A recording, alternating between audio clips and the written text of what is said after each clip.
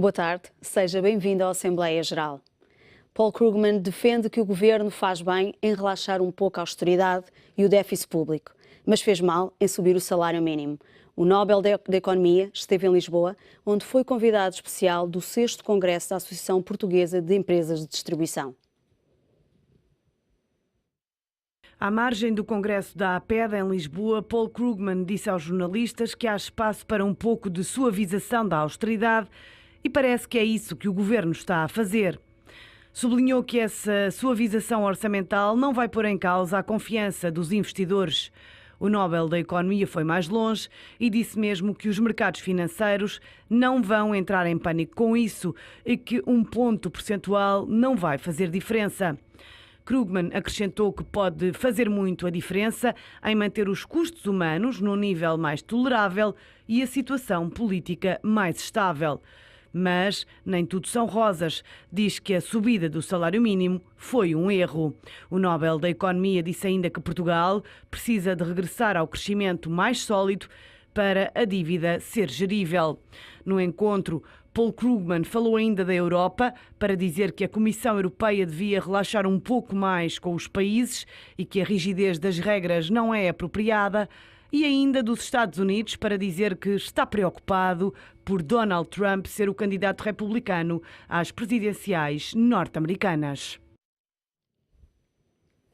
Se quiser participar no programa Assembleia Geral de hoje, basta ligar o número de telefone 21323-6898 e responder à pergunta: há espaço para Portugal para menos austeridade?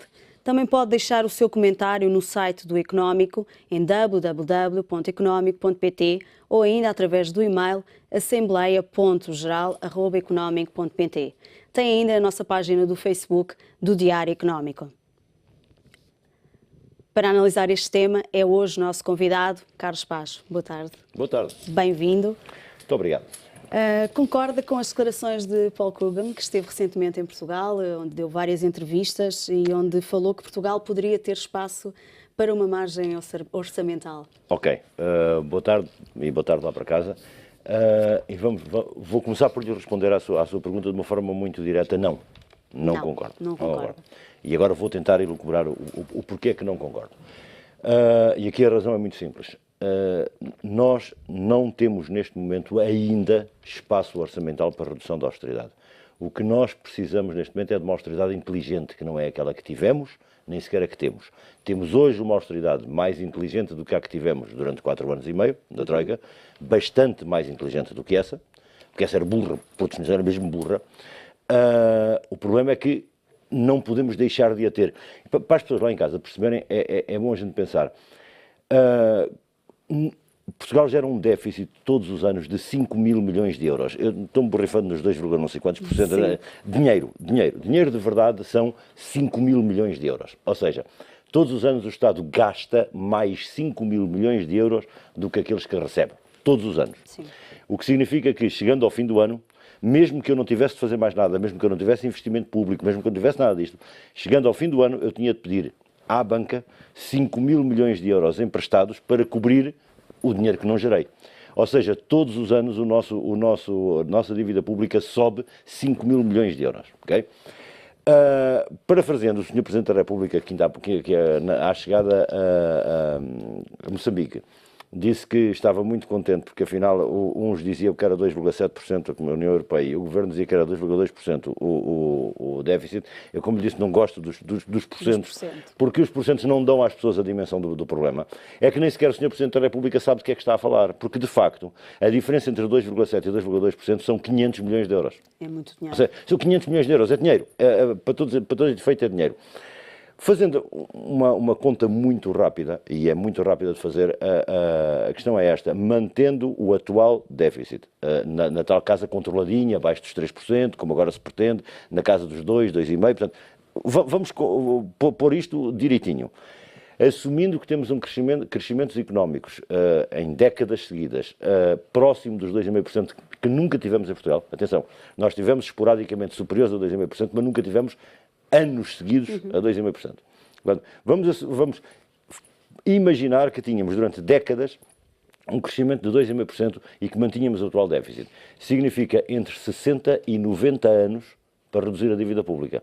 Portanto, eu repito para as pessoas lá em casa perceberem, são 60 a 90 anos, não é para acabar com ela, é para reduzir até um nível que se chama de gerível, entre os 60% e os 90% do PIB. Okay? Se tirarmos 5 mil milhões ao atual déficit, portanto, pô-lo a zeros, no fundo, este número reduz para 10 a 30 anos. Portanto, estamos a brincar. Quando falamos, como falou o Sr. Krugman, que temos espaço para reduzir a austeridade, estamos a brincar. Estamos a brincar porque, quer dizer, significa viver neste sufoco que estamos a viver, já vivemos num sufoco de 4 anos e meio, e significa vivermos neste sufoco que estamos a viver mais 10 anos. Não é modelo, não é por aqui. Não é por aqui. Sinceramente, não é por aqui. E, portanto, eu não concordo, não tem a ver... O senhor tem razão no que diz, porque ele está a usar o termo comparativo e está a dizer, ok, tivemos uma austeridade completamente burra, instituída pela Troika durante 4 anos e meio, é tempo de aliviarmos isso. Sim, o homem nisto tem razão. Sim. Onde é que ele não tem razão? Ele não tem razão porque não temos espaço para a austeridade, para acabar com a austeridade. Temos espaço, ou necessidade, mais do que espaço, temos necessidade para a austeridade inteligente. E a austeridade inteligente significa tirar a quem posso tirar e dar a quem preciso de dar. Que é aquilo que não fizemos. E não fizemos nos 4 anos e meio, antes pelo contrário, tirámos aos mais miseráveis. Por muito que se diga que não é verdade. Tirámos aos mais miseráveis.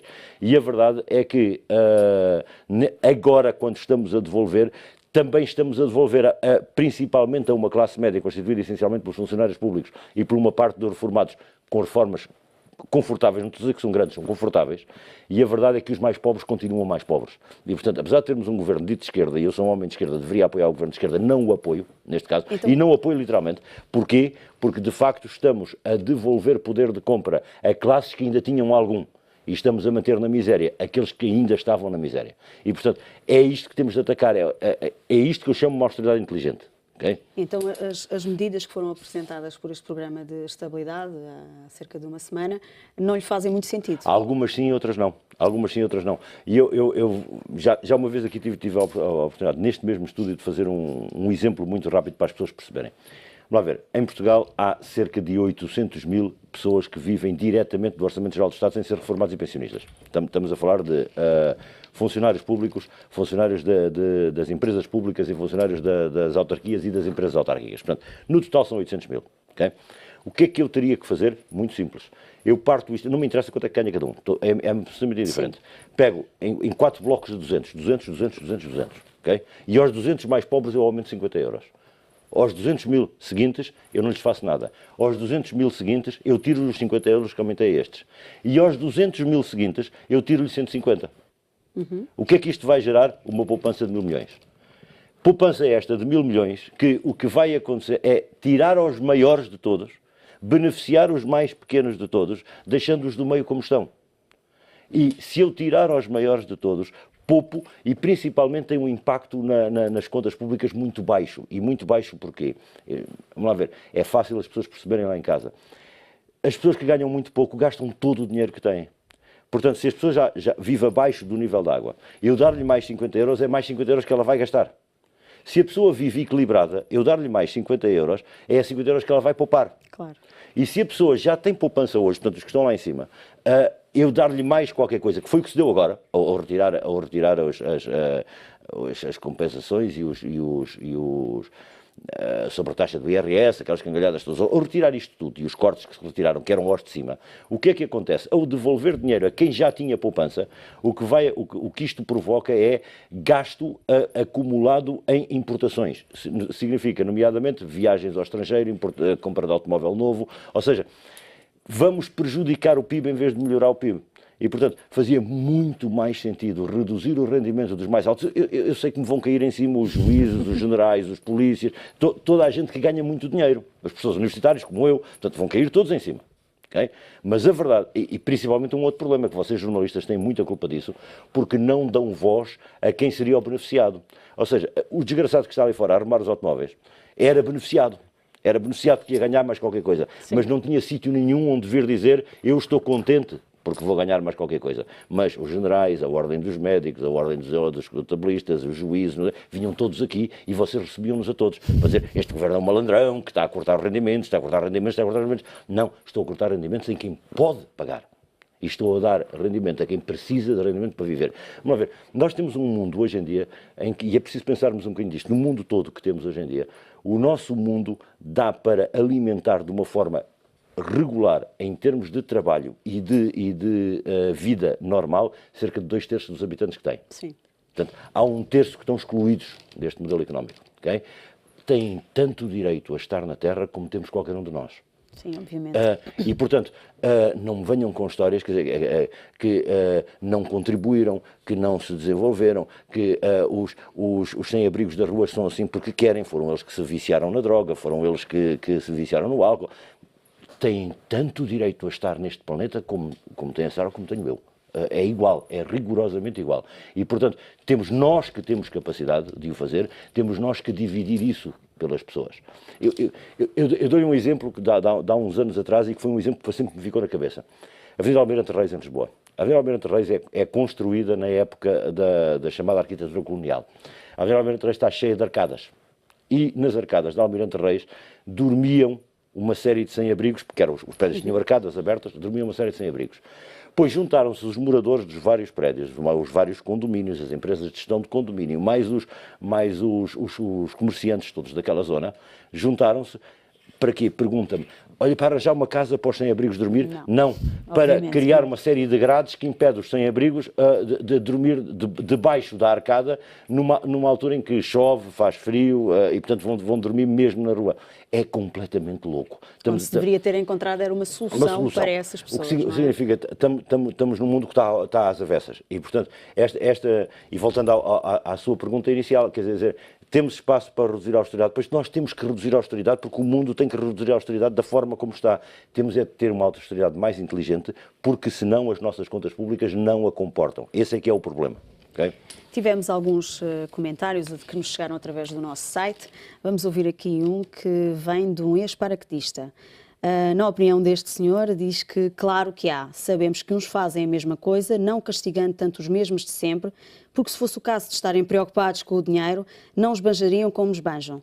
E mais, retiravam onde sabem que podem retirar, já que têm mordomias a mais. E eles não fazem isso. A política, de facto, tem destruído tudo. Disso eles não se livram. O 25 de Abril foi bom para todos eles, mas não foi para o povo. Portanto, acho que vai um bocadinho de encontro àquilo que estava a dizer, que continua a beneficiar quem ainda tem algumas... Sim, e aqui há um tema que também é bom desmistificarmos. Atenção, é um tema que é muito bom desmistificar. Nenhum de nós gosta das mordomias da classe política. Nenhum de nós gosta, eu também não gosto. Atenção, achamos injustas. Achamos injustas, achamos tudo isso. Agora, vamos dizer duas coisas que também são verdade sobre isto. A primeira, não é isto que pesa no orçamento. Ou seja, claro. o que isto conta, nós estamos a falar de uma necessidade de tirar as contas públicas entre 5 e 10 mil milhões de euros e disto estamos a falar de 100 milhões, 200 milhões. Portanto, não é por aí não é que por o aqui. déficit irá aumentar, não é por aqui. Mas sim, teríamos que racionalizar, sim, e sim teríamos que tornar isto mais objetivo. Quer dizer, quando eu me lembro que o antigo Ministro do Trabalho do governo PSD-CDS gastava mais no aluguer de parques de estacionamento na sede do Ministério do que o aumento do RSI, quer dizer, alguma coisa está errada. Alguma coisa está muito errada. E, portanto, acho que sim, que as mordomias têm de ser controladas, mas não é por aqui. Não é isso que emenda as contas. É importante lembrarmos disso. E temos um outro problema, que é esta história que todos nós ouvimos com muito populismo, que sim, os políticos deviam ganhar todos o salário mínimo, que é para aprenderem. Cuidado. Se já hoje temos a abraçar a profissão política uma série de pessoas que não têm onde cair mortas, e desde as juventudes partidárias para cima, o que fazem é viver da política, e, portanto, porque não têm capacidades intelectuais ou profissionais para mais nada. A verdade é que, se assim for, então não vai ninguém para a política que tenha jeito. Ou seja, e portanto temos de pensar, quando pensamos, têm de ser menos remunerados. Cuidado, não é tão verdade assim. Eu não posso dar a um lugar que exige muita responsabilidade, a um lugar que exige total probidade, ou seja, não pode ser atreito a estender a mão a nada. Okay? E não posso a esses dar um salário de 1000 euros. Não posso porque não vai funcionar. Não vai funcionar porque as pessoas inteligentes e com competência não vão. Vão os corruptos para roubar alguma coisa. E vão os que não tenham de cair mortos. Claro. E eu esse não os quero lá. Explique-nos, veja se nos consegue explicar aqui uma coisa. Paul Krugman me falou que haveria alguma folga orçamental, mas por outro lado critica o governo de ter aumentado o salário mínimo nacional. Portanto, isto para a maior parte dos portugueses não faz muito sentido. Portanto, ele diz que há alguma folga, então se havia alguma folga, porque não beneficiar aqueles que ganham menos em Portugal? Vamos discutir esse tema em duas perspectivas. A primeira, e para as pessoas lá em casa perceberem, não tem nenhum impacto negativo no déficit público o aumento do salário mínimo. Okay? Nenhum. O impacto é rigorosamente zero. E é rigorosamente zero porquê? Porque não havia nenhum funcionário público, quando se diz nenhum, pode haver um pontual em qualquer lado, mas não havia nenhum funcionário público que ganhasse menos do que o atual salário mínimo. O que significa que, aumentando o salário mínimo nacional, não apanho nenhum funcionário público, logo aumento zero a despesa do Estado. Claro. E, portanto, há um erro, há um vício de raciocínio, porque não temos dinheiro, não podemos aumentar o salário mínimo, não é verdade, porque não tem nenhum impacto. Atenção, o aumento para 600 euros já terá. Portanto, quando chegarmos ao aumento dos 600 euros, se não houver atualização antes das tabelas da função pública, já vai apanhar funcionários públicos que hoje ganham menos de 600 euros. E, portanto, aí sim, já vai ter. E, portanto, é importante mas perceber. O que foi aumentado o atual, não. Qual é a questão do Krugman e de todos os economistas da escola norte-americana? Todos, por definição, incluindo o nosso atual Ministro das Finanças. Atenção, sejamos muito diretos, o Mário Centeno é também desta escola e é também defensor desta mesma tese. Isto são as teses dos homens da economia de trabalho. As teses dos homens da economia de trabalho baseiam-se num princípio da ação-reação. E baseiam-se num princípio que em engenharia se estuda muito, que é o princípio da ação-reação, que diz eu empurro o caixote anda. E, portanto, é lógica. O meu primeiro curso foi de engenharia mecânica. Portanto, eu estas coisas consigo perceber. Sim. Empurro o caixote anda. Ora, e o raciocínio económico que subjaz a isto é aumento do salário mínimo significa aumento do custo nominal de trabalho, aumento do custo nominal de trabalho significa redução do número de horas de trabalho disponíveis. É um modelo económico, e o modelo diz, se eu reduzir muito os custos salariais, as empresas para manter o seu custo total, dão mais horas de trabalho. Mais horas de trabalho significa mais postos de trabalho. E, portanto, aumentar o salário mínimo será um erro do ponto de vista técnico, porque reduz o emprego. Esta escola, isto é verdade, do ponto de vista académico, repito e sublinho, sim, é verdade. Porquê é que não é verdade do ponto de vista prático? E depois a gente vê na prática, afinal não se aplica à teoria económica e depois caímos em cima dos economistas, não é bem verdade. Porquê? O que nos diz a teoria económica, e é aqui que o Krugman, não é só ele, todos os desta escola erram, quando dizem estas coisas, sem pensar um bocadinho. O que se passa é o seguinte: é verdade este modelo de equilíbrio, é verdade, ou seja, aumenta os salários, reduz o número de postos de trabalho, reduz o salário, aumenta o número de postos de trabalho, é verdade num mercado em que a oferta e a procura de emprego sejam equilibradas. Portanto, quando nós tivermos no caso de Portugal, um desemprego na casa dos 4, 5, 6%, se tivéssemos um desemprego a esse nível, isto era verdade. Isto era verdade. O que se passa hoje em dia não é isso. Nós temos um mercado fortemente de procura. Não temos um mercado de oferta, temos um mercado fortemente de procura. Ou seja, há muita gente à procura de trabalho e muito pouco trabalho. E, portanto, não é por aumentar o salário mínimo que isto vai reduzir deste lado, porque já está reduzido por definição. Ou seja, é um problema de modelo teórico. Agora, do ponto de vista da teoria económica, ele tem razão. Isso é um momento lógico. Ele falou a nível teórico, portanto, e a nível teórico tem toda a razão. Provavelmente a realidade portuguesa a fundo. É preciso conhecer os números. Nos números americanos, sim, por exemplo. Nos números americanos que estão com desemprego neste momento na casa dos 4,5%, sim. Faria sentido esta teoria? 100%. Ou seja, porque, já agora explica-se muito rapidamente, porque é que não é o zero? É fácil. O zero no desemprego nunca existe. É muito fácil explicar-se. Há aqui um movimento migratório, ou seja, sempre que o desemprego baixar ou tende a baixar para próximo dos 5%, o que significa que começamos a receber desempregados de outros países. E, portanto, nunca chega a baixar dos tais 5%, porque eles vão entrando e mesmo que o número de postos de trabalho aumenta para imigrantes. E, portanto, é assim que funciona o modelo. De qualquer das maneiras, o modelo americano, com os números americanos, faz todo sentido. Para Portugal, com, atenção, o número oficial 15%, o número real 20% a 25% de desempregados, sim, não brinquemos. Não o mercado está totalmente desequilibrado. Vamos ouvir aqui mais um comentário, agora por parte de Luís Santos, também nos chegou através do www.economic.pt. Diz o Luís que tanto que há espaço que a austeridade já abrandou para a maioria da população mais desfavorecida. Agora, se não há espaço para abrandar ou até aumentar para os mais ricos, aqueles que até agora quase não a sentiram, paciência. Só os ricos é que fogem aos impostos e levam o nosso dinheiro para os offshores. Portanto, mais uma crítica àquela classe mais favorecida. Esse é um tema muito complexo. Primeiro, é uma falácia que a austeridade tenha abrandado para os mais desfavorecidos. Por aquilo que eu já expliquei, que os mais desfavorecidos, mesmo os mais desfavorecidos, tinham zero e continuam a ter zero. Não ganharam nada. Tinham zero e continuam a ter zero. Ainda não foi nada pensado neles. Não foi por aí. Politicamente é bonito dizer, temos um governo apoiado por partidos de esquerda na Assembleia da República que o dizem e que vêm com histórias como da eletricidade para os pobres, ou seja, perfeito, tudo bem. O folclore do Bloco de Esquerda e o folclore do PCP, a gente aceita e diz que sim, faz parte do folclore político. Mas não é verdade. Não é verdade de facto. Mas o que disse o senhor que fez esse comentário mais relevante tem a ver com o tema dos impostos. E o tema dos impostos, eu já disse aqui uma vez, vou repetir o número que é para as pessoas lá em casa nunca o esquecerem. Nunca o esquecerem.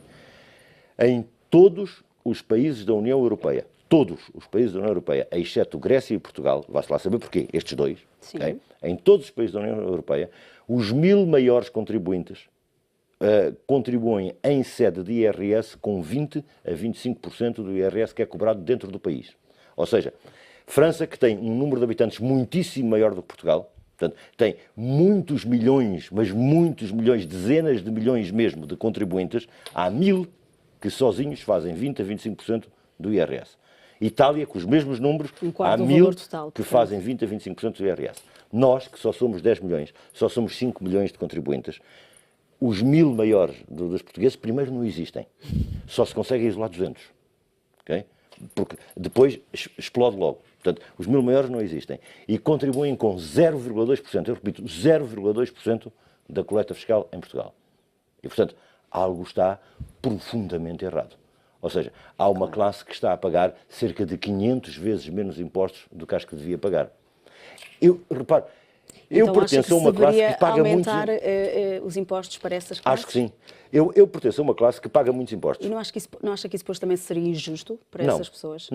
Não, porque depois são as tais pessoas que põem o dinheiro ao fresco nos offshores e quejandos. Ou seja, é deste tipo de coisas que estamos a falar. Eu pago muitos impostos, pertenço à tal classe que paga muitos impostos. Eu pago muitos impostos e não estou chateado, passa aqui o palavrão, de pagar muitos impostos. Desde que eu vejo os meus impostos aplicados a tentar salvar os mais pobres. E, portanto, aí não tenho nenhum problema da carga fiscal que me põem. Nenhum, rigorosamente nenhum.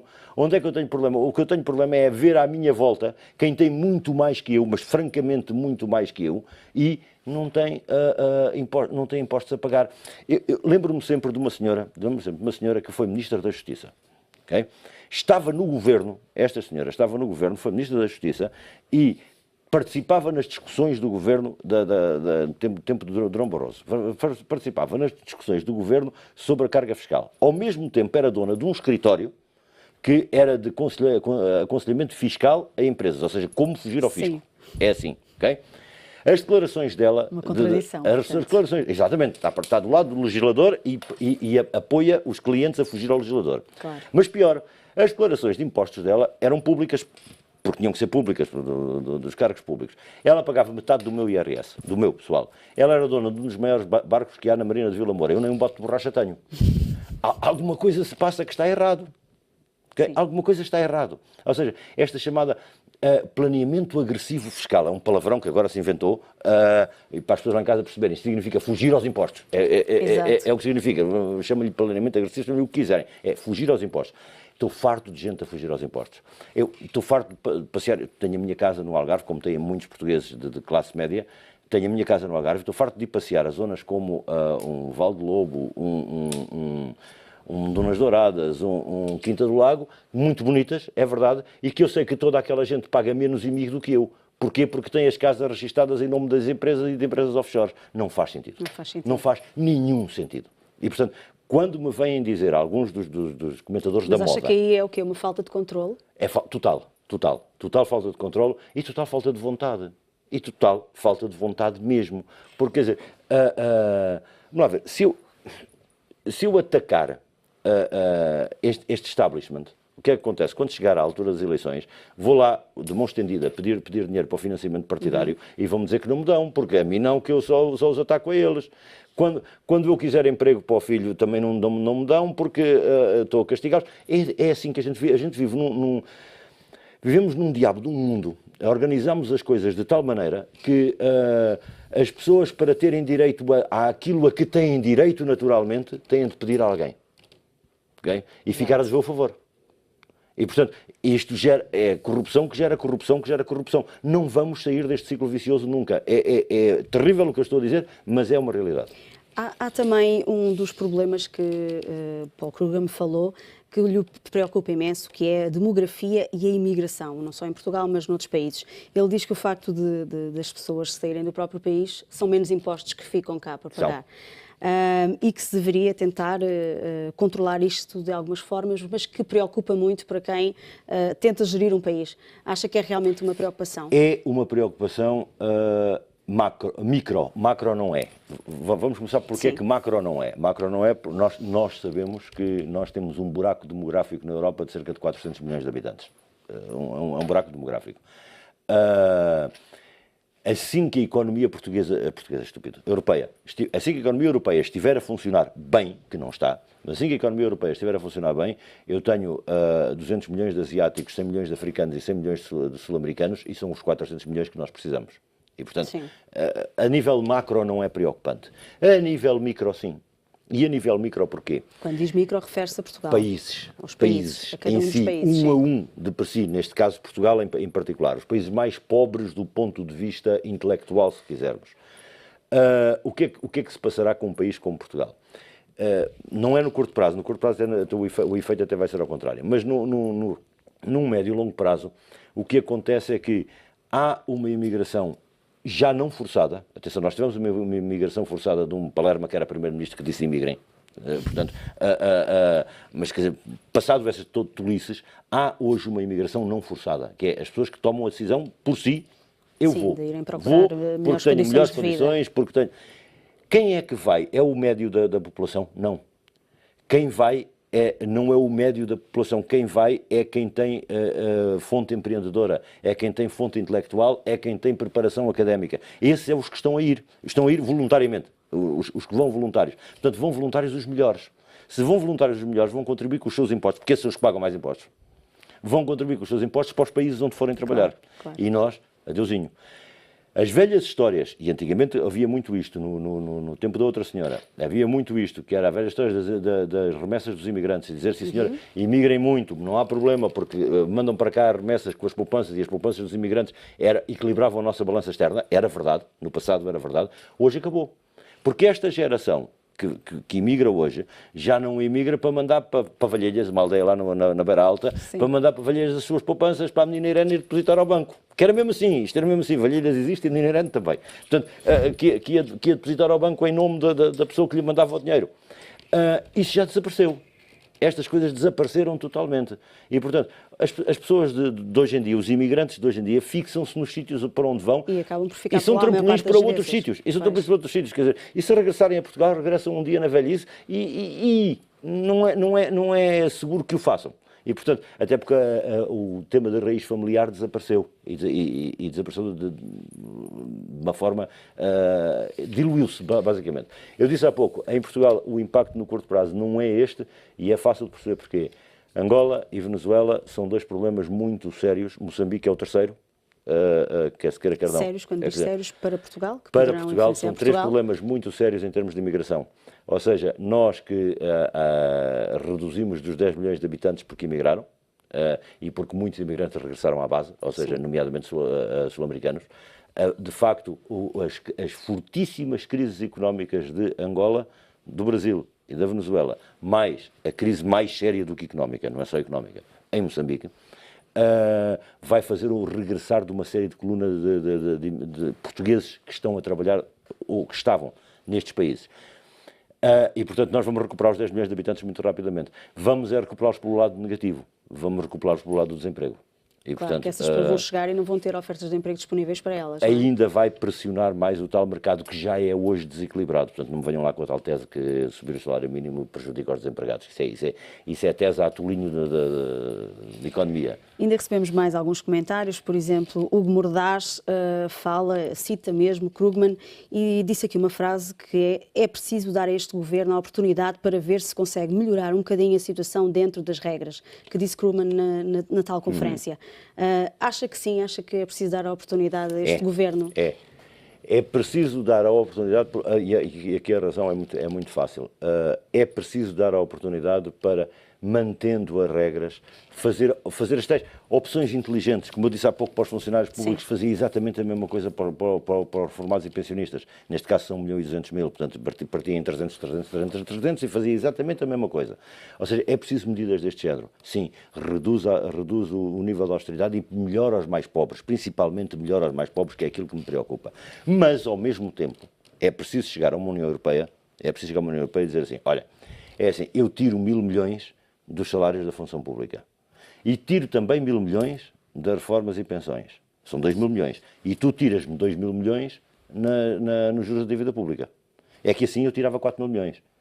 Portanto, nós precisamos tirar 5.000 milhões das contas. 4.000 já que estão. Já estavam tirados 4.000 já que estão. Agora vamos ver. Os outros 1.000 vamos discutir as tais mordomias, aquelas coisas que para aí se anda. Mas só vale a pena, nessa altura. Mas voltamos a dizer a austeridade com inteligência. E, portanto, que é aquilo que eu infelizmente não estou a ver neste momento. Quanto tempo teríamos que dar a este governo para notar alguma melhoria? Eu devo-lhe dizer do ponto de vista... Acha que os 4 anos são suficientes? Não. O que eu acho é que nós temos que fazer uma avaliação muito séria do modelo no final deste ano. Portanto, no final do primeiro ano de mandato... Uma avaliação daquilo que foi proposto, muito séria. o que foi concretizado. Exatamente. E o resultado. Portanto, o que foi proposto, o que foi concretizado, o resultado esperado e o resultado conseguido. Okay? Claro. E vamos discuti-lo todos, mas discuti-lo sem aquela lógica, porque há muito uma lógica na sociedade portuguesa, desde outubro para a frente, que isto radicalizou-se muito. E o Sr. Presidente da República anterior teve muita culpa nisto, porque radicalizou, com os seus discursos e com as suas intervenções, radicalizou demasiado a sociedade portuguesa. E neste momento nós temos as pessoas de esquerda a dizer tudo o que se faz de esquerda é bom e tudo o que o governo de direita fez é mau. É mau. E os de direita ao contrário. Tudo o que o meu governo fez era bom e tudo o que o teu está a fazer é mau. E não é verdade.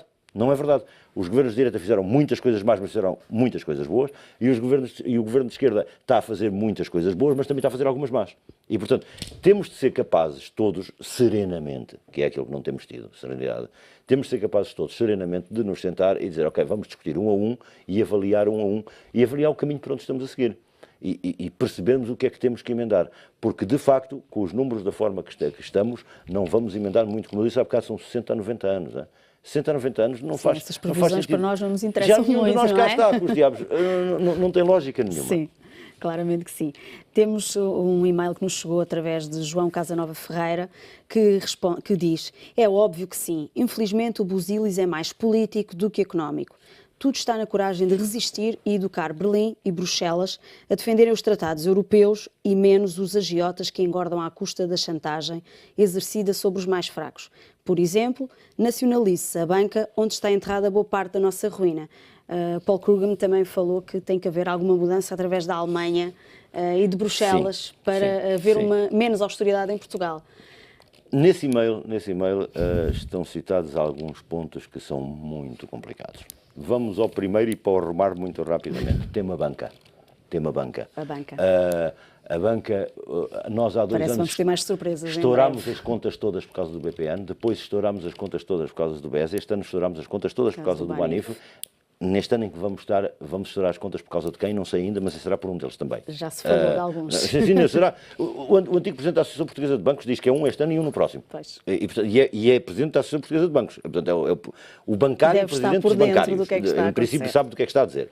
Um estoura este ano e o outro no ano que vem. Vamos ter aí outro problema para resolver. Mais dois. Vamos ter mais dois problemas para resolver. O que é grave. Atenção, claro. O que é grave. E, portanto, esse tema banca é um tema que vamos ter de discutir muito a sério. O tema Berlim-Bruxelas ou o eixo da União também Europeia... tem uma influência forte. É o que tem mais influência, mas é a altura de nós discutirmos isto um bocadinho, porque aqui é que eu vejo o grande risco dos modelos, é neste aspecto, que é, há uma maneira de nada disto funcionar, e a maneira que há nada disto funcionar é a União Europeia travar. Portanto, Claro. é a maneira que há. Temos dois modelos de cima da mesa. Ou, ponto número 1, os governos da União Europeia olham para os países da União Europeia e dizem, ok, vamos usar Portugal e Itália como exemplos de que se pode funcionar na social-democracia e na chamada doutrina social da Igreja, portanto, na democracia cristã, podemos conviver todos e isto funciona, e usamos a Grécia como exemplo de que os extremismos só dão asneira. Claro. Okay? Este é um cenário, e é um cenário em que, confesso que eu próprio acreditei até há pouco tempo. A verdade é que aquilo que tenho visto e ouvido, vindo de Bruxelas ou vindo de Berlim, é, basicamente, vamos usar a Grécia, Portugal e Itália como exemplo de que isto não é convivível. Só podemos conviver dentro de um modelo liberal. Não se convive, nenhum outro funciona. E, portanto, o risco que temos neste momento é este. Se for usada a Grécia como o mau exemplo e Portugal e a Itália como o bom exemplo, estamos safos. O problema é que, aparentemente, pelo menos pelo que se ouve, não é esta a posição. A posição é Portugal, Itália e a Grécia, mas é acabar com eles. Para que os povos percebam que, sem ser pelo poder vindo do lado da economia e do dinheiro, isto não funciona. E não é verdade. Vamos lá ver. Não é o dinheiro que têm as pessoas é que têm o dinheiro. E portanto, o mundo é de nós todos. Eu volto ao meu princípio de conversa de há bocado. O mundo é de nós todos e temos de cá conviver de algum jeito. E, portanto, não vale a pena pensarmos só que só tem direito a viver quem tem posses para viver. Não é assim. Não é assim, não pode ser assim. Essa sociedade eu recuso-me. Recuso essa sociedade. Então acha que Portugal não deveria ser tão omisso às regras de Bruxelas? Fortissimamente. Acho que Portugal devia ser mais violento do que está a ser. O risco tem a ver com o tal ponto de equilíbrio, se estamos mais colados à Grécia, se estamos mais colados à Itália. E aqui sim está... Porquê? Porque nós temos um busilis da questão, a nossa situação financeira é grave, muito grave. Continua a ser grave, não é? E é muito, mas atenção, é muitíssimo mais grave do que o que se diz. Porque, quer dizer, quando tivermos um dia de cobrir os buraquinhos da Caixa Geral de Depósitos, que é a nossa já agora, quando tivermos um dia de cobrir os buraquinhos da Caixa Geral de Depósitos, é um estouro de um BES, mais um BANIF, mais o BPN, mais todos os dois que hão de vir a seguir. Quando for a Caixa, é tanto como estes todos juntos. Okay? E, portanto, a gente está sentado em cima do barril de pólvora. Esperar que não cheguemos a esse ponto. Temos de esperar isso. Bem, olha, só tenho que lhe agradecer a sua presença na Assembleia Geral. Fica por aqui a Assembleia Geral de hoje. Obrigado por ter participado no nosso programa.